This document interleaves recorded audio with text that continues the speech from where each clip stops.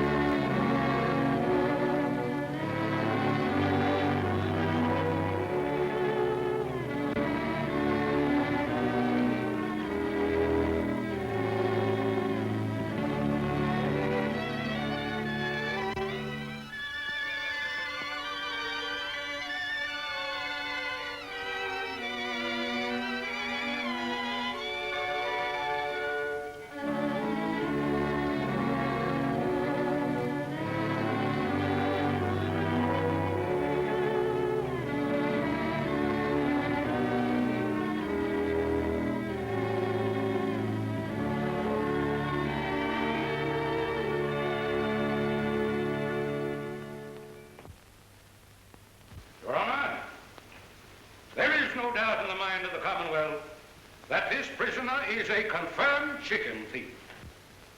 He has no place in this God-fearing community. He is a vagrant. He cometh from no man knows whence. Since arriving in our midst, he has been known to do no honest work. The Commonwealth of Kentucky asks, yea, demands, that he be adjudged guilty and sentenced to 6 months on the chain gang.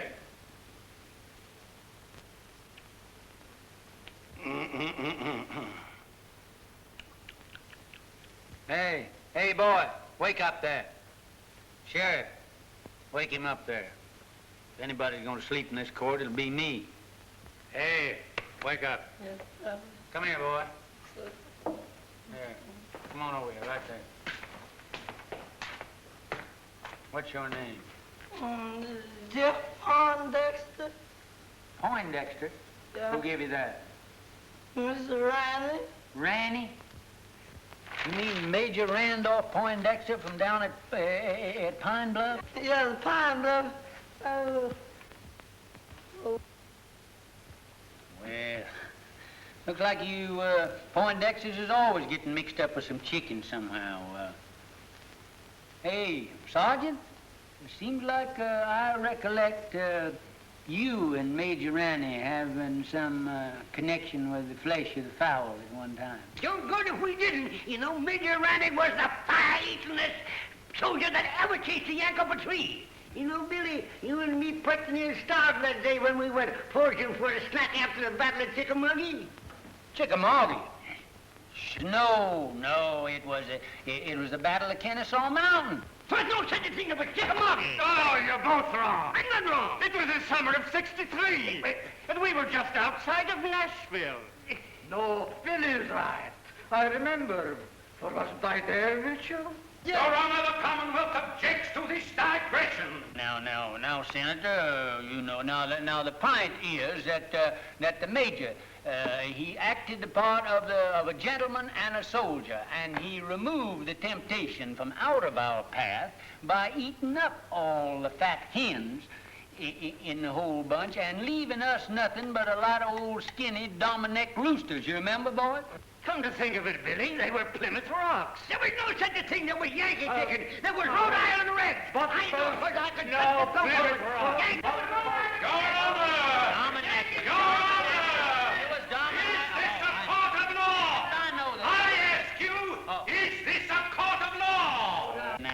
Now, Senator, I don't get on your high horse that way. You know, we ain't in a great big hurry, but incidentally, what do you charge with that, boy? Nothing, Judge, but I wasn't there them chickens showing up. I just fishing. Fishing? Where was you fishing? Down in Sleepy River.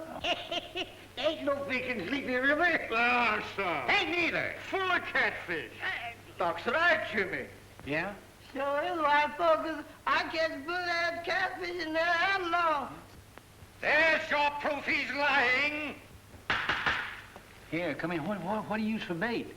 Oh, I got a hunk of beef liver. Beef liver. Yeah, I have to take the That's beef good. liver and put it on the hook and chunk it out there. Let them have the first piece for nothing, see 'em. Then you put some more on that and chunk it out there, and then they think they're gonna get that for nothing, and you catch them long as you got the liver. And I go down there all the time, and I don't care nothing but that liver. Right, Jell, but it's still in the common law. Yeah, I remember. Oh, it's down there. I bet it must have been how long? Sure, sir. I told him that. I got to take down the judge's clothes. Got to take 'em in the house. Yes, Lord. Got to get out that old ironing board. Fix 'em up for the judge to wear. Yes, Lord. That's what I was going to do. Praise the Lord, Mr. Room. Is you a hand or is you ain't? Hi, Aunt Dilsey. How come you here? The judge say you up there at that college learning to be a lawyer, man. Aunt Dilsey, I got stomach trouble. Lord help you, white child. What them Yankees been feeding you? Not a darn thing. That's the trouble. What have you got for supper? Mr. Rome, you stay here. Us is going to kill the high-stepness rooster in the yard and a great big bowl of milk gravy and grits. And waffles? Don't you worry none, honey. You's home now. Miss Rome's home. Miss Rome's home. Miss Rome's home. Miss Rome's Hey, Uncle Billy! Get that baby. Hiya. Well, if it ain't wrong. Well, salt me down. What happened up there? Did them Yankees kick you out of that law school, huh? Sure they did, with a diploma. You're now looking at a full-fledged member of the bar. Let me look at you. Full-fledged, my gizzard. Yeah, lawyer. You know, you better get your britches half sold, because you're going to sit around a long time before you get your first client. Well, I don't mind, Uncle Billy. You know what happened to me before I got my first client, don't you? Lord, I sat through 2 Republican administrations before I...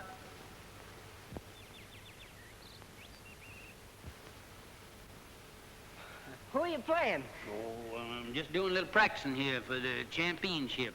I got Jeff here. He's doing the retrieving for me.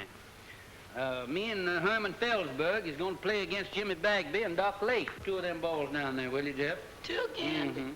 Remember the last time? I'm going to show you what had happened to Jimmy Bagby now. If he's, just want to show you how far I can... Ooh, look at... Look at them Yankee shoes you got on there, Jeff. Look at that. Yes, I've never seen shoes with buttons on them before. I've seen pants, but... Oh, say, that's fine. So, just take your button shoes with you and just step that off and see just how far it is. All right, I think that's Uncle about a Billy. record. 1, 2, 3, 4.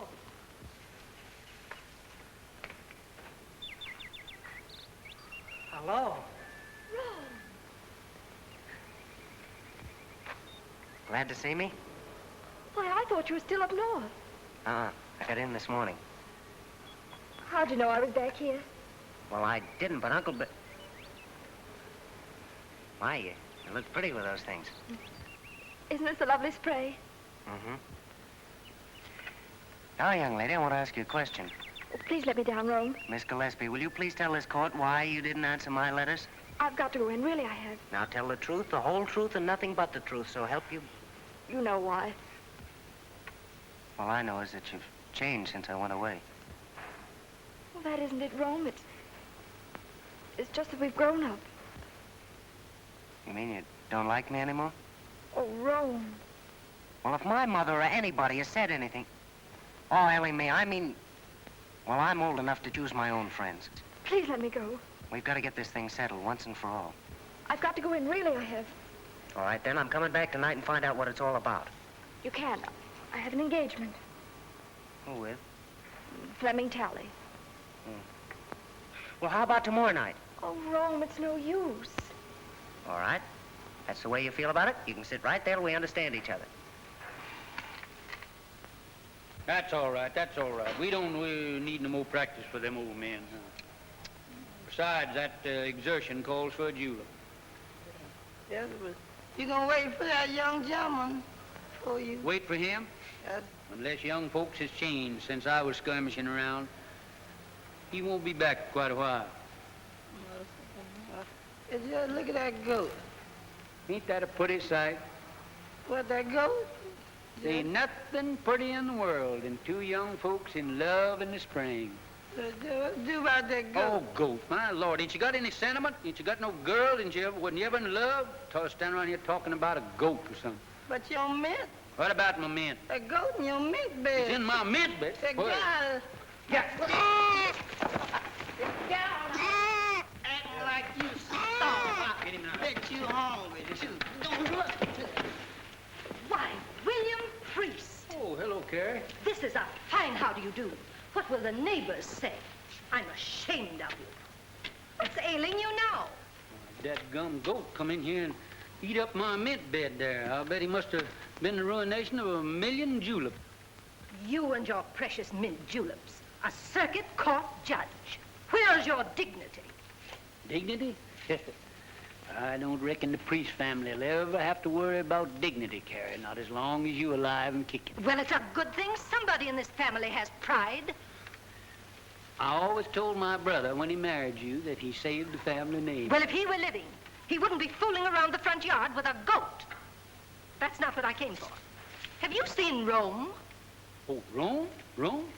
Oh, appears like I did see that son of yours around here a while ago. I expect he's downtown, though, now. You know, strutting around, showing off his button shoes. Now, don't you play possum with me. As if I didn't know you'd been encouraging that girl over there to set her cap for Rome. Carrie. If I didn't know that you had the biggest heart of any woman in the world, I'd think you're the most suspicious creature that ever come down the pipe. Never mind that. You come up on the porch. I want to talk to you.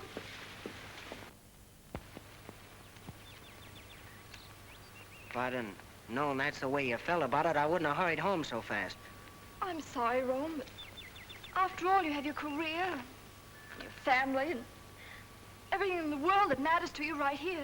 I don't think you care what matters to me. That's not fair, Rome. After all, I'm only telling you for your own good. William, I'm not a woman to beat about the bush. This business of Rome and that girl next door has got to stop. What do you got against Ellie Mae? She's an awful sweet girl, seems to me. She's got gumption, and she teaches school and supports herself. I don't want to be unkind. She may be a very nice girl and all that.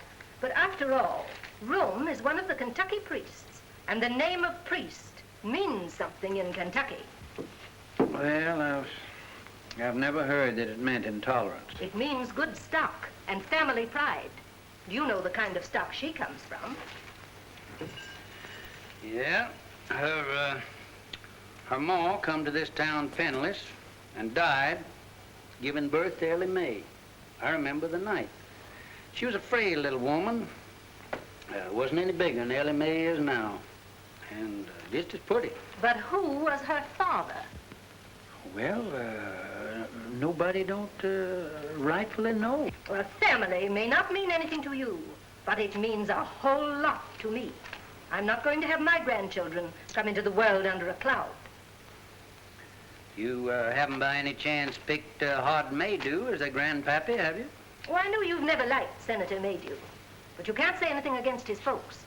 They've got money, they're an old family, and Virginia's a lovely girl. She's always been crazy about Rome. He could do a lot worse. Well, I guess me and Rome, we ain't got anything to say about it. I knew you'd come around to my way. You gonna stay for supper, ain't you, Carrie? Not tonight, thank you, William. The daughters of the Confederacy are having a chicken supper at Kate Maydew's, and I'm late already. Looks like you daughters get more ferocious every year towards Yankees and fried chicken. You got your badge on there. Yes? Mighty pretty. Good night, William. Sometimes I think you women got more badges and medals out of than the soldiers did. Good night, Carrie.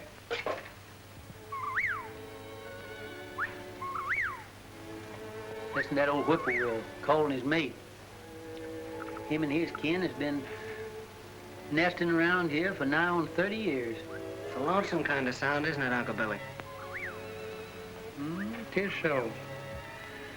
You know, the good Lord never meant for nobody, either man or bird, to live by themselves. Uncle Billy, why didn't you come and live with us after Aunt Margaret died? Oh, I never could stand your ma's cooking.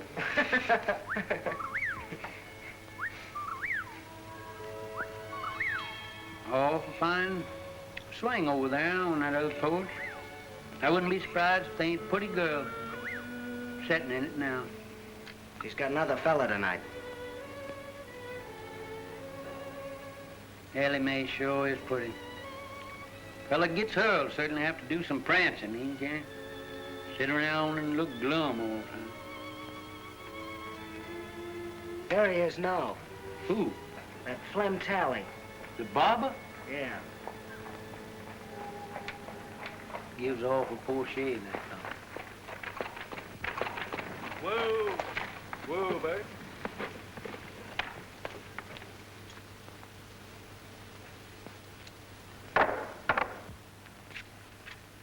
Here I am, honey. Hear me? Here's good news.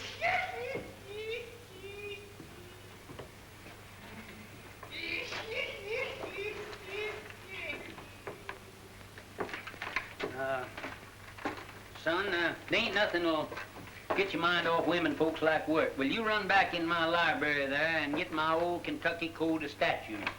It's an old calfskin book up on the top shelf there. That gets me, that brain there. Long years, I'm just gonna see if I can't stop him. Gabby Rives and Joe Herringer, you know, the boys that work for me down at my barber shop. Well, they comes to me tonight and wants me to go over to Old Town. Some high-flying gals over there. But I tells them no. I can have all the fun I want right here at home. Now, guess who I was talking about? Couldn't I make you some lemonade? Lemonade? Sure, honey. And I got something to sweeten it with. Right out of the mountains and kick it like a mule.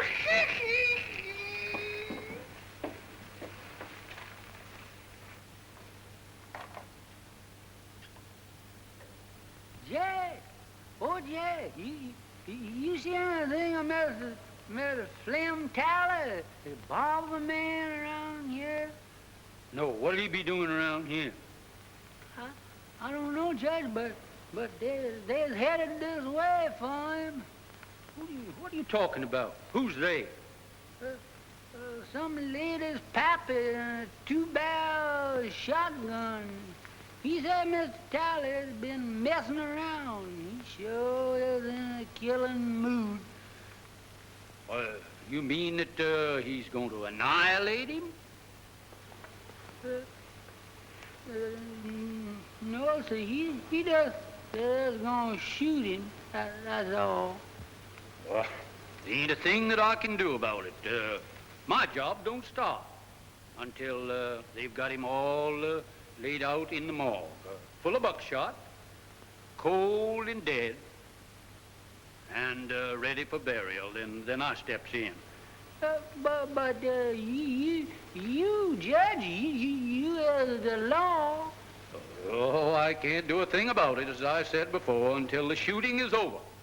And then I'll certainly see that the murderer gets a fair trial.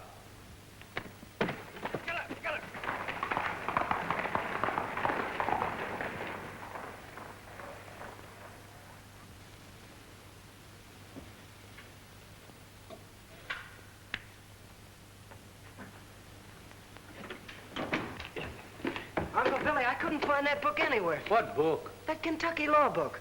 Oh, maybe I didn't have one. Ellie Mae is waiting for you over there. What?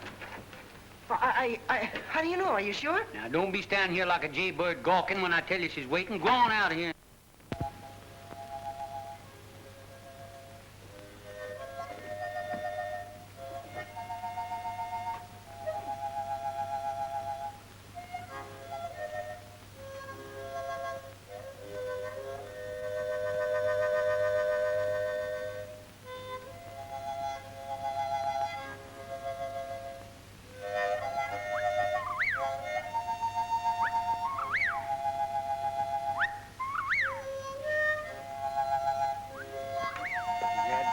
Whippoorwill. Mighty poor company on a night like this. Good night, dear.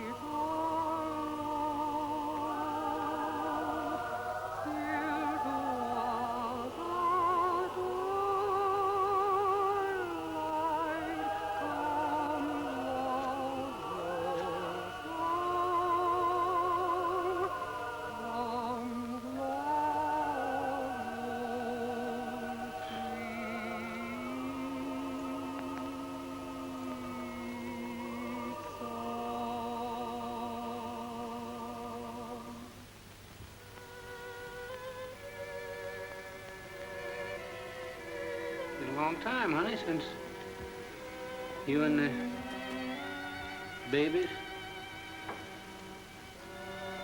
went away. Oh, Rome come home tonight. Little Robert E. would have been,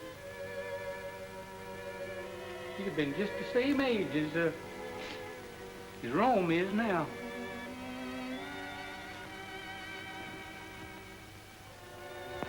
I guess it's Rome coming home is what makes it seem more lonesome than ever around here.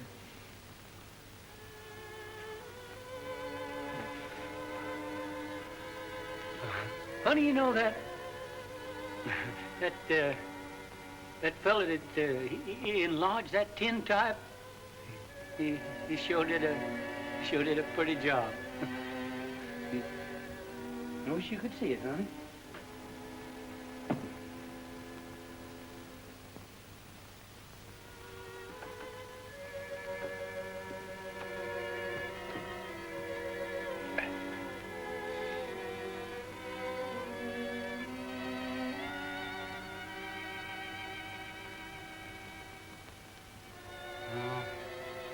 See, that fella put that gilt on there was regular humbug. Got to get that fixed.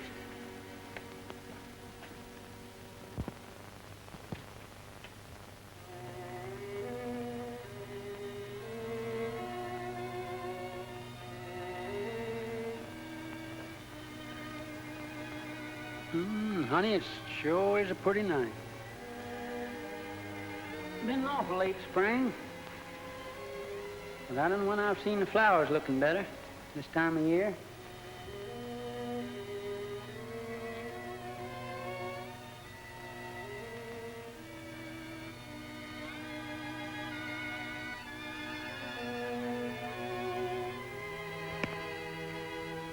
People are funny things. Always got their eye set on something. Rome, he's got his eye set on Ellie Mae, and Carrie, she's got hers set on Old Hard Maydew's daughter, Rome. Old Hard, he's got his eyes set on my job. Some of them's gonna be disappointed. Them honeysuckles sure do smell sweet. Seem like I just can't get my nose full enough of them.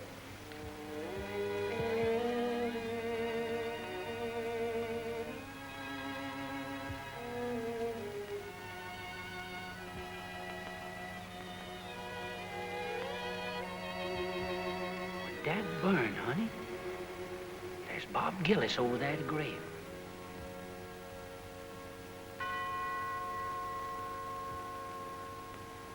It's at Ellie Mae's mother's. You're a pretty boy, though. Yes, sir, you is. Hi, Jimmy. Hello, Billy. What are you doing there? Figuring on getting called to the colors again? Hello, Gillis. Hello. Never know what them Yanks is going to do. We licked them once, and I'm keeping old Deadeye ready in case we got to do it again. Say, better look at old General Forrest there. I think he's gonna need a little shoeing pretty soon. Well, I'm mighty busy right now, Billy, shoeing them two horses over there. Hey, Bob, we better take a look at the judge's horses, some of them.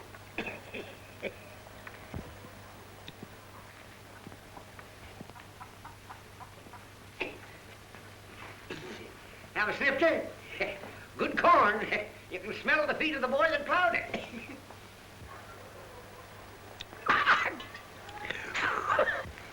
That breath of yours is like a hot mince pie.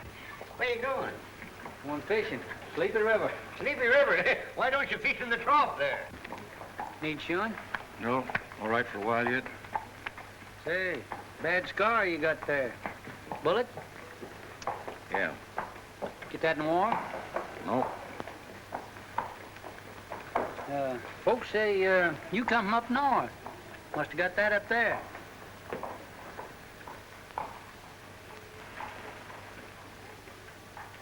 We'll talk to Jeff first, find out anything. Hey, wake up here. Somebody come along, steal the horse, and leave you sitting here holding the line.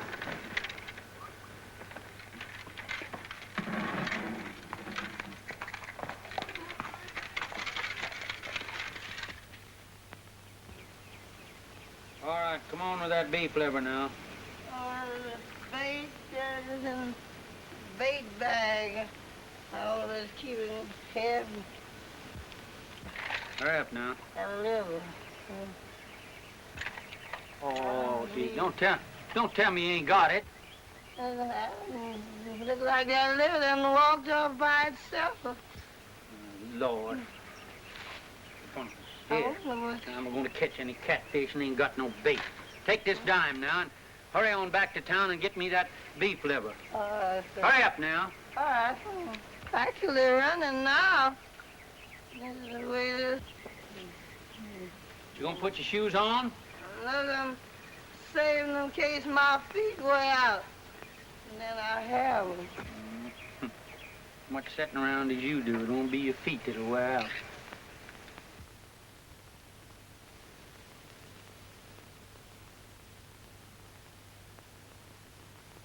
Master Jesus wrote me a note. He wrote it on the wood. He tell me to put on my Sunday clothes, for he's coming to fetch me soon. Master Jesus wrote me a note. He wrote it in a star. Say he gonna wash me white as snow. Though I be as black as tar. Because I got a hat and this good old pretty vest hanging up in there doing nothing. Fine crab. Well, plague take you, I thought I told you to stay away from that vest. Yeah, but Judge, it got hung up on Yeah, my... you got my coat on there, too. Yes, but this old skunk coat... Skunk coat? I mean, possum. What do you mean, possum? Rabbit. Rabbit? Say, listen, every inch of that is raccoon. Better be raccoon. I took it off a rich Yankee. Now you get in there and put them things away from there. Better get on over at that festival there. Dilsey might be needing you, too.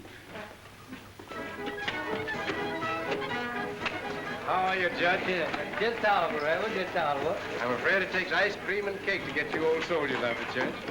If the Lord ever gets in a jam, why, he knows who to call on. That's right. Going to church isn't everything there is to it. Evening, Senator. Good evening, Reverend. Good evening, Judge Breeze. Good evening, Rod. There's one of our best churchgoers. Yes, it's surprising how far some men will go to get a few votes. Too bad we didn't get rid of him and get him off up to Congress there after him spending that term in the state Senate. I understand he thinks you deprived him of that honor. Me? Great Democratic Party and Thomas Jefferson. Evidently, the senator doesn't see it that way. They tell me that his cases in your court have taken on the appearance of a personal feud now that he's a candidate for your job. Oh, I wouldn't say that, Ashby. But I am going to have to get out and do some mighty tall electioneering, you know.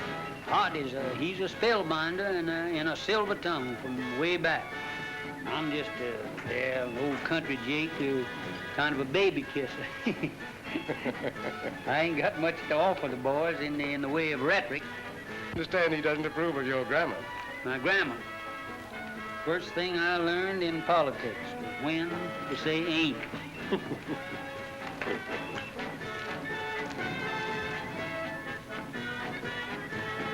Speaking of ice cream, did I ever tell you about Shiloh? Yeah. Didn't I? Wait a minute, Doc. Wait a minute. How did you hear this? Well, come here. Come on back here. I want to hear this.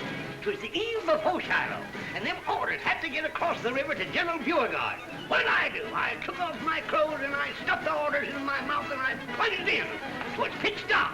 Well, sir, I was going... Good evening. Swimming again, Jimmy?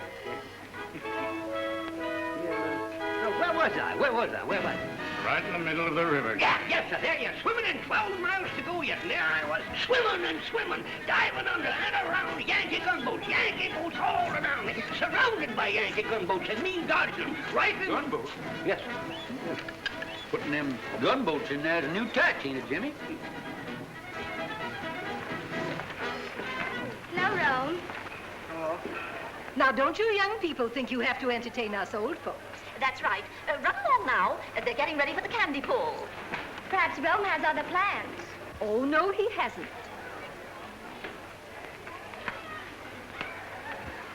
I declare, Virginia gets prettier every time I see her.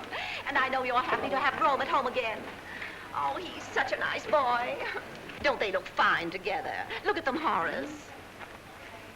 Ah, yes. Youth, beauty. Why, I remember when I first crossed the threshold of my young manhood and listened to the sweet murmurings of my heart.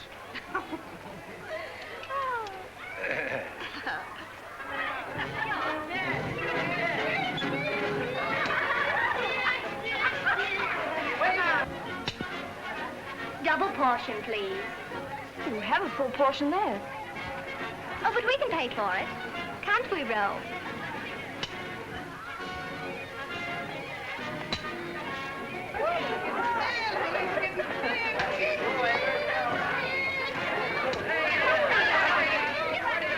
Gentlemen, I propose to conduct my campaign on a dignified basis. No personality. Others may censure the homespun manners of Judge Priest on the bench. Not I. Others may question the methods by which he has held political control of the county for a quarter of a century. Not I. Oh, gentlemen, merit alone will count in the forthcoming election. Where have you been keeping yourself, Rome? I think you've forgotten where I live. Nothing like that. Mother and Daddy are always teasing me about you. I tell them you don't care anything about me. Bet you have a girl up north. Well, even if I did have, haven't you got every boy in town on your string? Oh, those stick in the mud. They make me tired. Besides, I've been waiting for somebody else.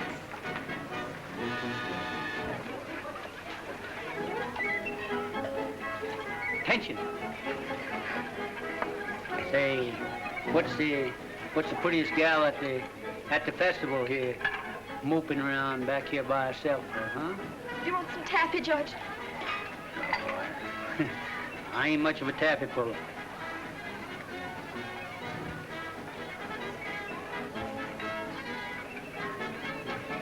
On second thoughts, you can give me a wad of that, too.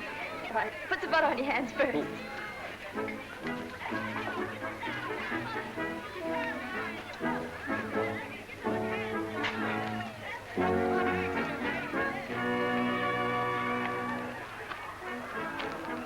Oh, Uncle Billy. Oh, no. You ain't doing that right. What's the matter with it? Here, let me see your hand. You ain't got no butter on there, no wonder. Here, let me show you. Here, put mine in here. Let me show you. There. Go on up there, run on up there and put some more stickum on your hand there. Go on, right up there. All right, Uncle Billy. That's it. Now here, put that right over in there now. Now here. Now that's the thing. Candy pulling, you got to keep your mind right on it. Look at that's how you're getting it all on your hand. Keep your mind on what you're doing there now. Lord, you pulling candy with champion candy puller of this neighborhood now.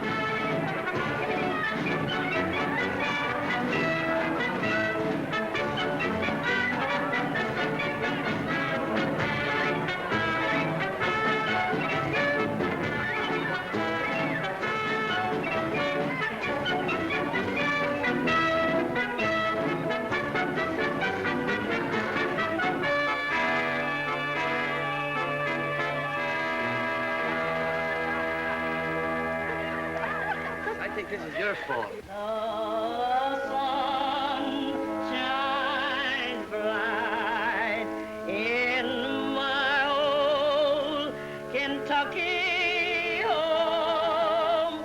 This summer the darkies are gay. The corn tops rise and the meadows in the bloom, while the birds make music all the day. Weep no more, my lady. Oh, weep no more, dear. We will sing one song of my old Kentucky home, of my old Kentucky home,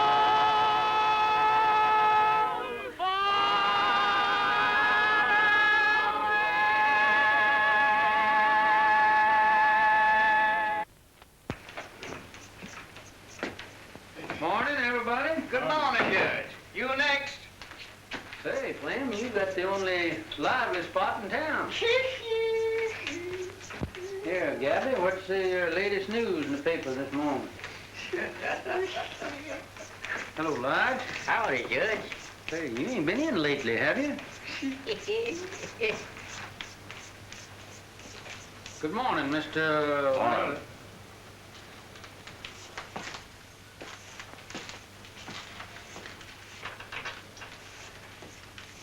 Nice day. Yeah. Oh, Flem, here she comes.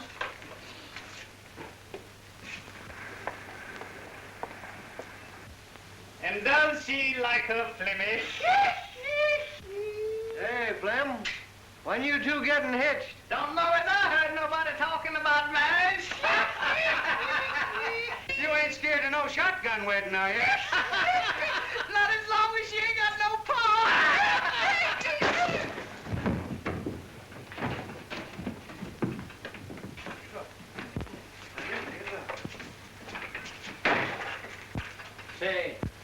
fellow's going to make himself mighty unpopular around here. That's right, Judge. Yeah. There's about 2,000 male citizens here that's going to be mighty sore at him. Yeah. When they find out that he punched you in the jaw before they could.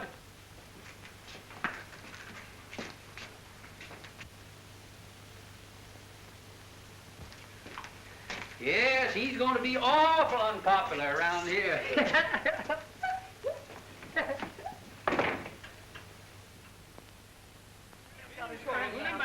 We're not licked to the last shots fired. No, he ain't gonna have no excuse. I got the grounds in good shape. Yeah, you choose up with them. There you go. Yeah. 1, 2. Oh, your hands took it. Who starts, Herman? Yes, sir.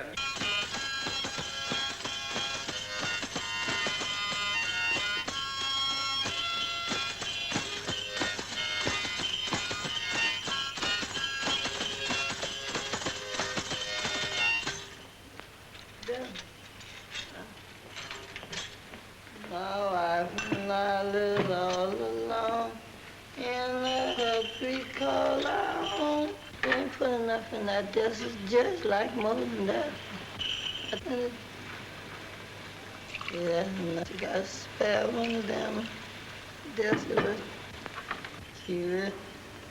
I ain't trying to tell you what to do, but I just always think somebody trying to... Hey!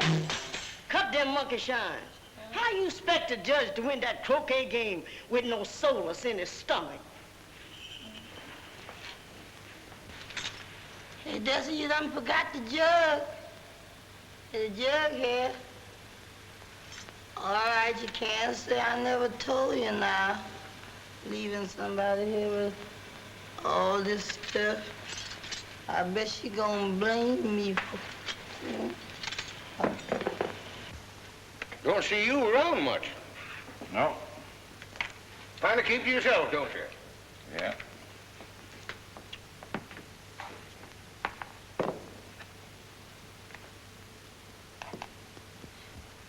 Joe, get some more beer while I knocks me that 14 ball down there in the corner. I'll pay for it.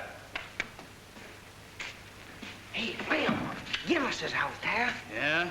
Yes. Come on, let's get it. No, hold your horses now. He'll be heading through you in a minute, going home. Fellas with me? Sure. Sure with you.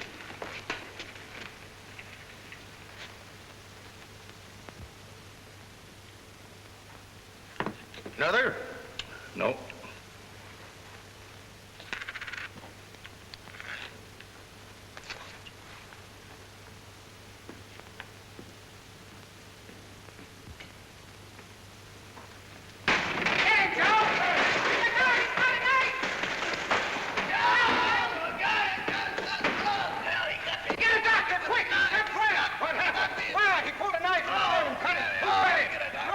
He cut Flash. We saw him. With the knife? Yeah, we saw him do it. Look at that. Cut it. Cut it.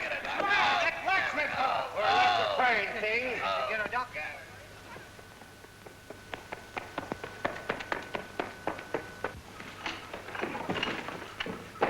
Hey, Uncle Billy! Uncle Billy! All right. Uncle Billy, I got this report. You dead on me. Oh, no. You is dead on me. Will you get out of here? You're already out of the game. Get out. Get out of here. Oh, no. Yeah, get away. Uncle Billy. He missed it. Just a minute. Rome, please, will you? Silence now. Wait, Keep this is still. an important Keep game still here now. now. Keep still. We're champions. Let me talk to you. Golly, I don't see how the South ever lost the war with a guy that could argue like you did. Uncle Billy. What is the matter? You've already made me lose a game. Uncle Billy, I got a client. Oh, well, who is it? What's the matter with him? Gillis, you know, Mr. Bagby's man. Huh? What's that, Bob? What's he doing? He cut up Flem Tally. Yeah? Uh-huh, and right after he gave himself up, he sent for me. Well, I'll be kicked by a mule. Did you cut him bad? Well, I can't tell yet. Gee, Uncle Billy, he sent for me. It'll be the biggest case in your whole court session, and I'll be defending him. Well, I wouldn't gloat too soon now. Oh, don't you worry. Hey, Ellie Mae! See, yeah, I'm going to get down to the jail and see what that fella's got to say for himself. I'm going to see Tully. Darn robbers, they robbed us out of that. Herman, now, you better get on down there with me because you're liable to get a chance to go as bail. Ellie Mae. Ellie Mae, I got a client. Oh, Rome, I knew you would. Come on over. I want you to talk to Uncle Billy and tell you all about it. That sort of novelty, Herman, the barber getting cut up. Whoever cut him up couldn't have cut him much if they used the barber's razor. Where's Rome? I won't have it, that's all. He's getting mixed up with that kind of people. Oh, what's he done now? Well, he's done enough. Mother, what's the matter? Something wrong? If you're in the habit of discussing your affairs before strangers, I'm not. Well, Ellie Mae's not a stranger. Excuse me, Rome, I'll go. No, wait. All right. I have nothing to hide. Carrie, what's the matter? Have you been out in the sun too much? You shut up, William Priest. I hold you responsible for everything that's happened. Are you going to defend that man? Mr. Gillis? You bet I am. Oh, no, you're not. Mother, what do you mean I'm not? I suppose you know what's behind this drunken brawl? No? Well, then I'll tell you. They were fighting over that girl in a saloon. Mother, that's not so. Carrie, you can accumulate more misinformation in a shorter time than anybody who told you all this rigmarole. Virginia made you. Who? Virginia made you. Oh. She got it straight from her father. And brought it straight to you. She wanted to warn Rome. I know you've never liked me, Mrs. Priest. I know you've tried to stop Rome from going with me. And I know you think I'm not good enough for him. But let me tell you something. If Rome were half as mean as you are, he wouldn't be good enough for me. Well, of all things. Carrie, looks like you run second. Oh, no, I don't. If Rome's father were alive, he'd back me up. Rome's already got himself talked about all over town with this girl, and I'm not going to have him publicly defending her in court. Well, Rome, see how your mother feels about it, so looks like you lost your first client. They're certainly hard to get, too. No, Uncle Billy, I haven't lost anything. Rome. Mother, I think I'm old enough to know my own mind. I said I'd defend Mr. Gillis, and I'm going to go through with it.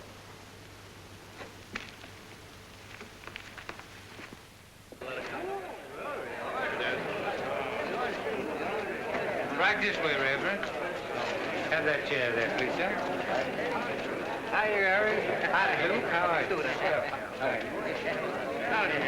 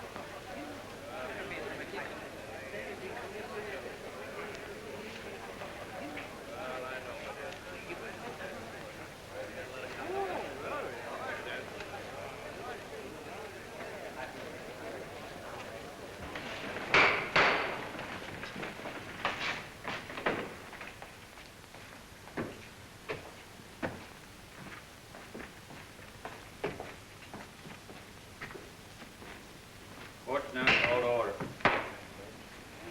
We'll have a long session, May it please the court. I would point out that for many years, a political and personal difference has existed between your honor and myself. Now that I am a candidate for the exalted office which you have held for so many years, those differences have reached a point where, for the protection of the people, I must demand an impartial trial judge. Perhaps I'm getting deaf, but the fact had never reached me before. Are you insinuating that you won't get full justice in this court? I maintain that my language was sufficiently plain for any comprehension, however obtuse. But I will make it even franker. I charge in the presence of two witnesses You took sides with the defendant Gillis in a prior attack upon this plaintiff. I've been sitting on this bench for nigh on 20 years, and nobody has ever asked me to step down. I'll file an affidavit of prejudice. That won't hardly be necessary. Then I call upon you, Judge Priest, to vacate the bench during this trial and yield your place to a qualified judge.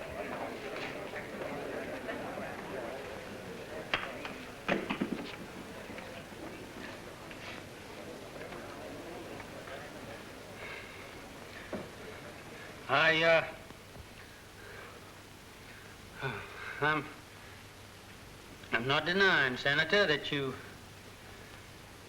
kind of took my breath away. I guess I had just sort of got the habit that I was took for granted here on this bench. Gosh, I was putting you raised in this courtroom. When I quit fighting, 65,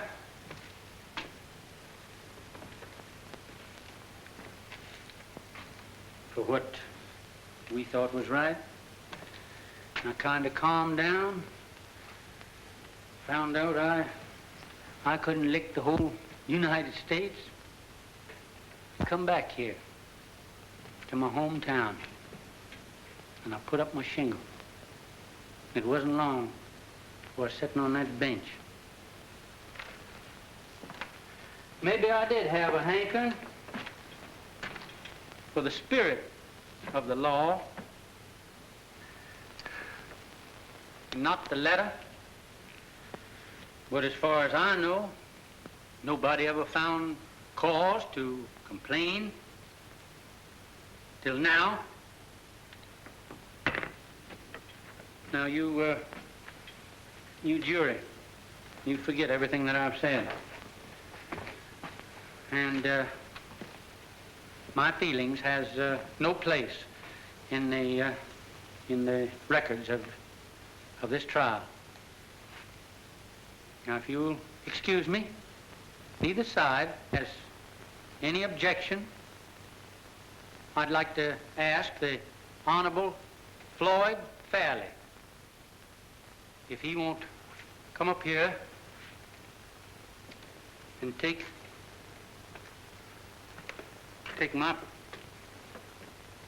my place on the bench.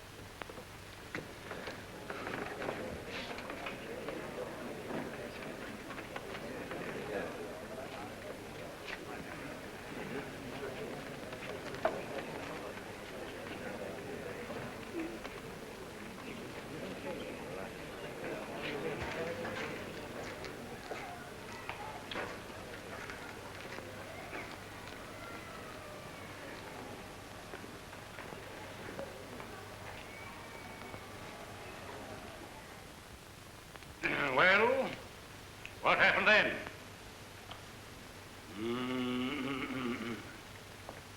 Gentlemen of the jury, in plain language, the defendant here burst in upon these three worthy citizens.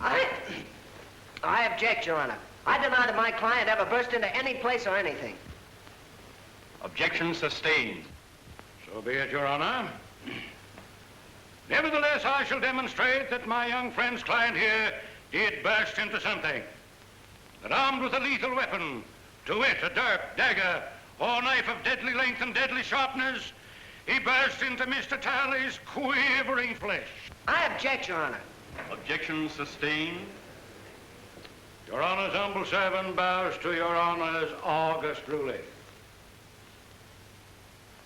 In due time, Mr. Talley's scarred and mutilated person will bespeak the verity of my claim with a silent eloquence far exceeding the powers of my poor tongue.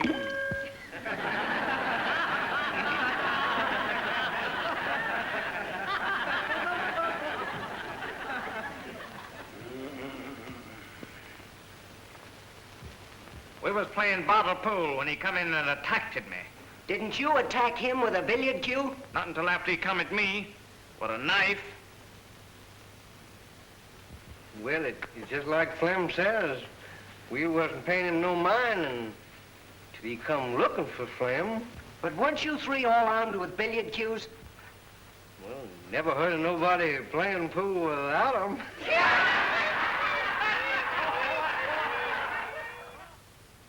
It's just like Flamin' Joe says. He come in looking for trouble. You don't like the defendant, do you? Who does?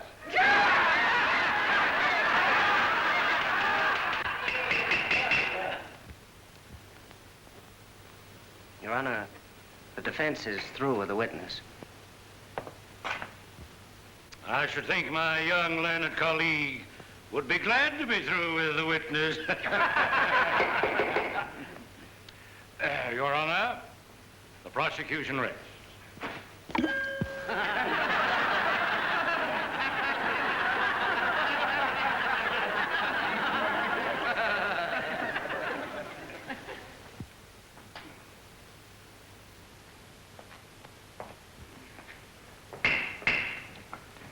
Before the defense proceeds, this court recesses for half an hour.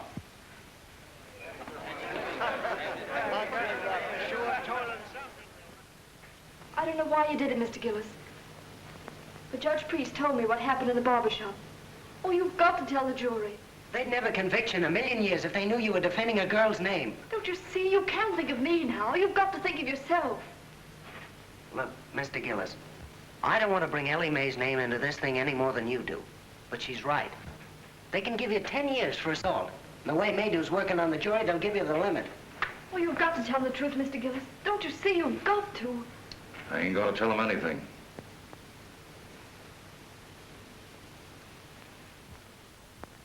Yes, sir.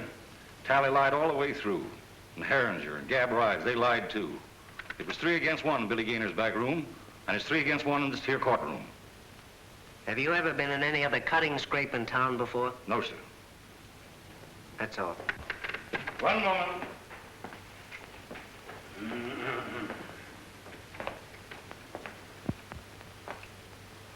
Where do you come from, Mr. Gillis?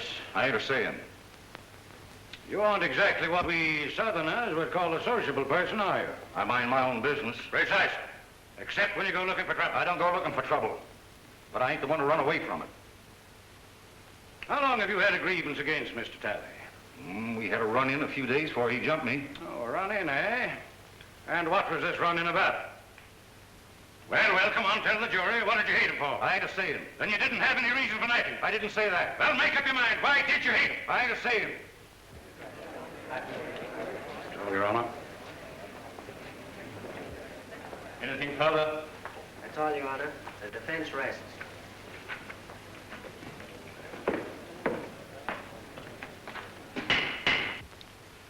This court will adjourn till tomorrow morning. It is our hope that the summations will be brief, so that we may all attend the reunion ceremonies, which begin at noon.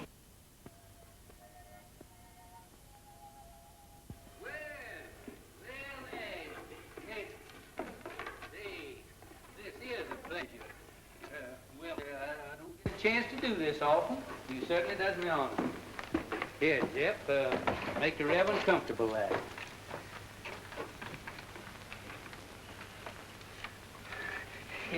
It looks like you kind of caught me red-handed there. Could I, kind of inveigle? Been a long, tiresome day, and it's mostly mint. No, thank you, William. I appreciate your subtlety. You know, I kind of thought that you'd be working on your Memorial Day address for tomorrow. Now, that'll take care of itself. What I'm worried about is this poor devil of a Gillis. You know Gillis? My trade takes me into queer quarters sometimes. Well, you know, I feel just as sorry for that fella Gillis as you do. I'm plumb out of it. Hard got the best of me. He sure did. The case is closed. It's all settled. And I don't think Hard will, he'll be fool enough to reopen the case for nobody or nothing.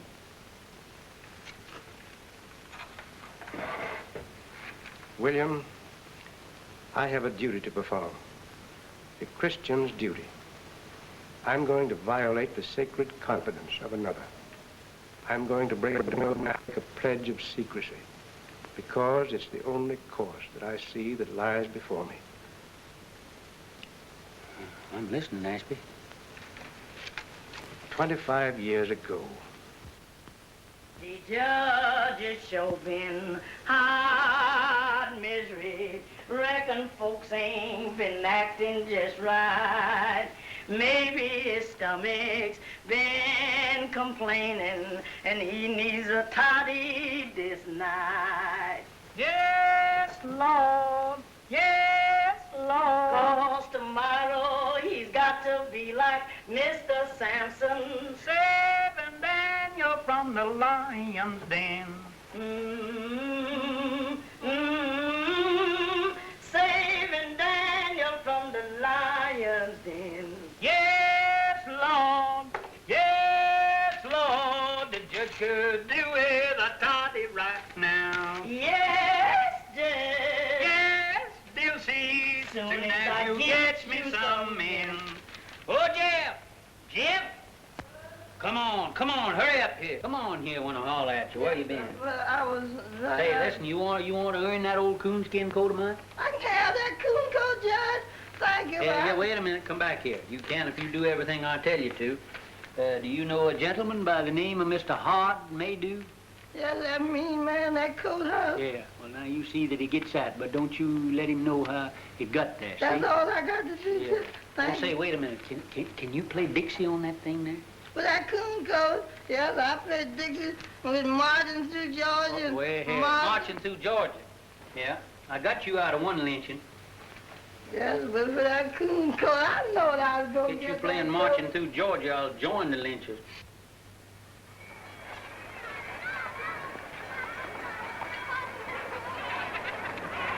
Come on, children. What do y'all got in your basket? Chicken? Well, that's just what I got. That's what the judge likes.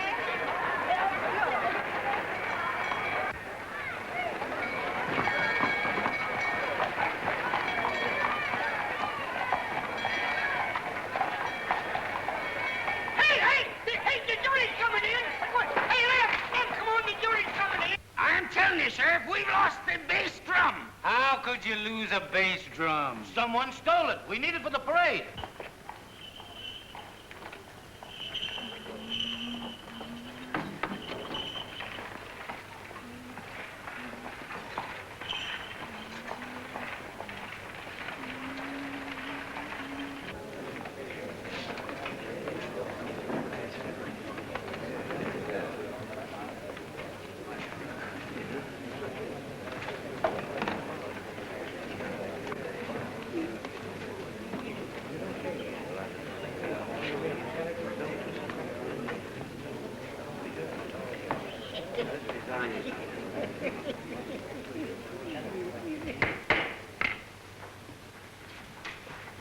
You may begin your summation, Mr. Prosecutor.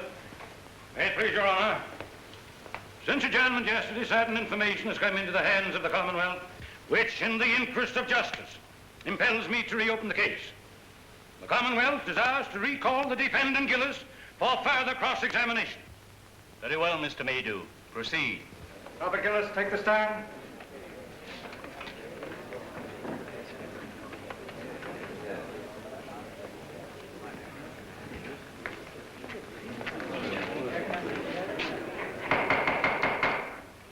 Your Honor, as I recollect our procedure, for the time being, I'm an ordinary member of the bar. In good standing? Not ordinary, sir, but absolutely in good standing. Oh, thank you, sir. Thank you kindly.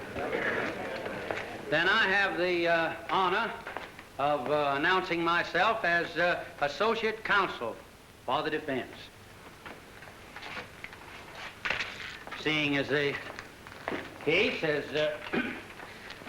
been reopened,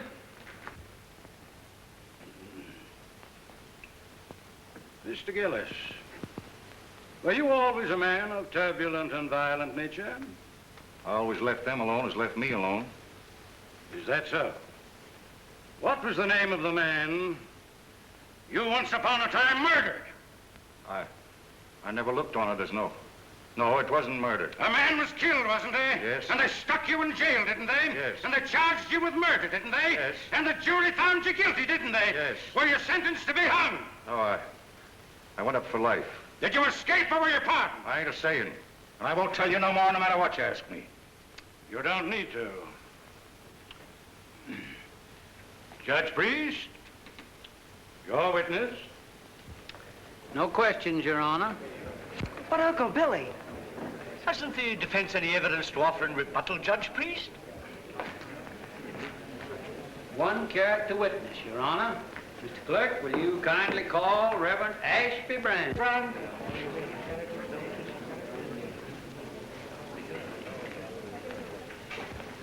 Do you solemnly swear to tell the truth, the whole truth, and nothing but the truth in the case now pending in this court? I do.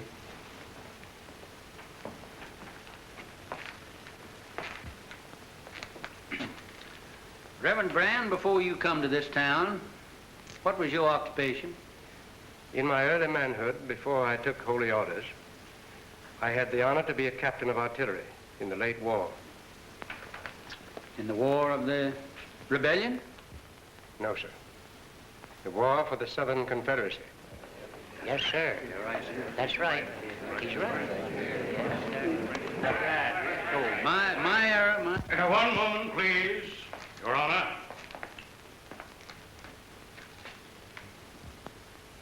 I yield to no man in love and everlasting devotion to that sacred lost cause for which my people fought and bled.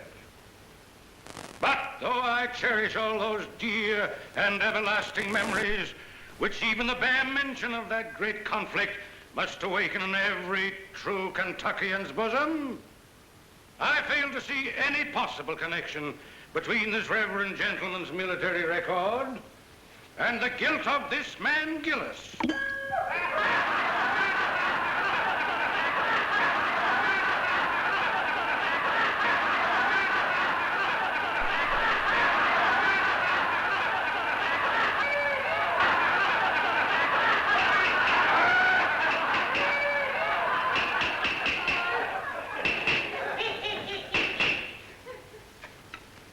I think the court will commit no grave legal error by allowing a minister of the gospel to tell his story in his own way.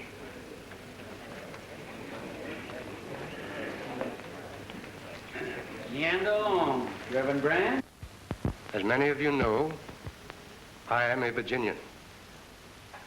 On the day my state seceded from the Union, I enlisted. I was a private in Penn's Virginia Battery. By the latter end of the third year, I was in command of that battery. All the officers ranking me had been killed or disabled. We lost heavily at Chancellorsville. And at Fredericksburg, we were almost wiped out. We kept our field pieces. We kept our pieces until the end. But we had not sufficient men to man those guns, nor anywhere to turn for more men.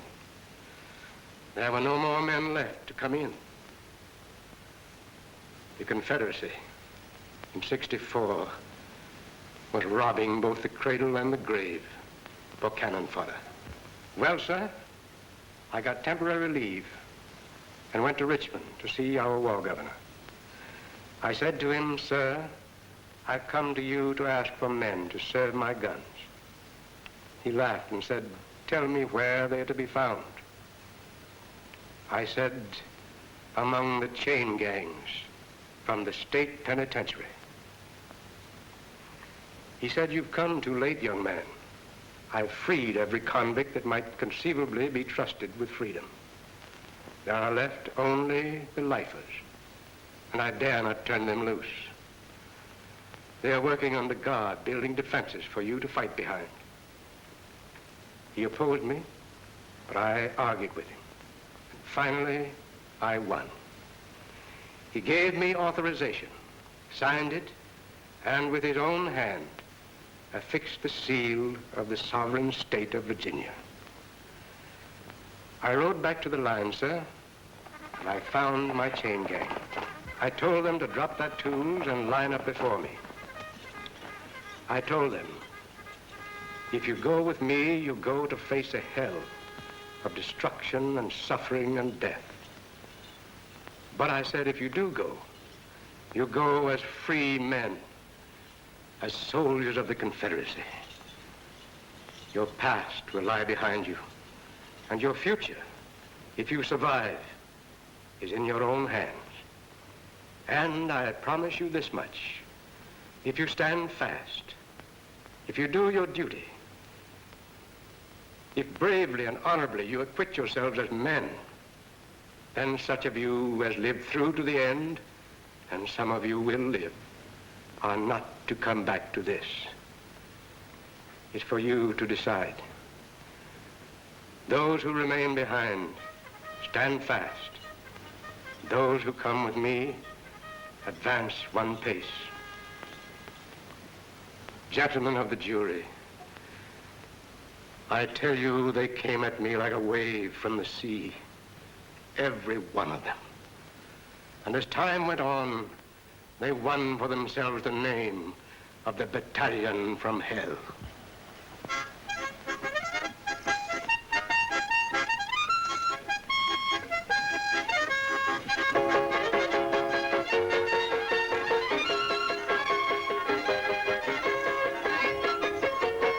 Those men, those fellows, with the scars of their shekels still on their legs, they fought for the South like men, none better. And they died like men, most of them. I was one of those men of whom I wish to speak a special word of tribute. He stood out for his courage and his fidelity, for his worth as a soldier and a man, most of all, for his invariable truthfulness under all circumstances. He was from the mountains of my own state, a man who spoke little, but did much. I saw him once go out under fire during a battle to rescue at his own risk a wounded Union officer who lay there helpless between the lines. Another time, our stars and bars was wrested from our hands. We fought breast to breast that day. This man of whom I'm speaking threw himself on a riderless horse and rode into the thicket, and by the grace of God, came galloping back from the jaws of death, our colors clutched in his hand.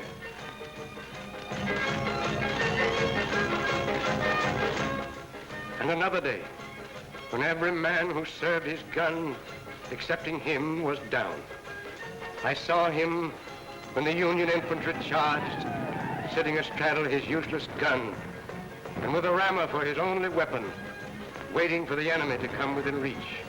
The countercharge from our infantry saved him.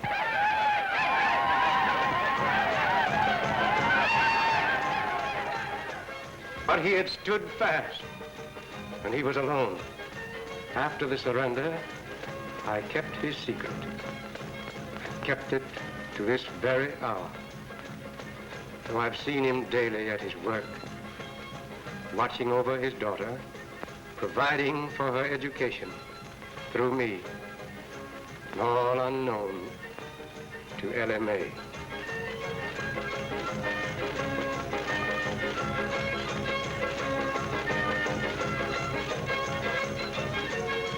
Gentlemen, as a soldier, I knew that man as Roger Gillespie. You know him by the name he now wears, Robert Gillis. Hooray for Jeff Davis, the Southern Confederacy, and Bob Gillis!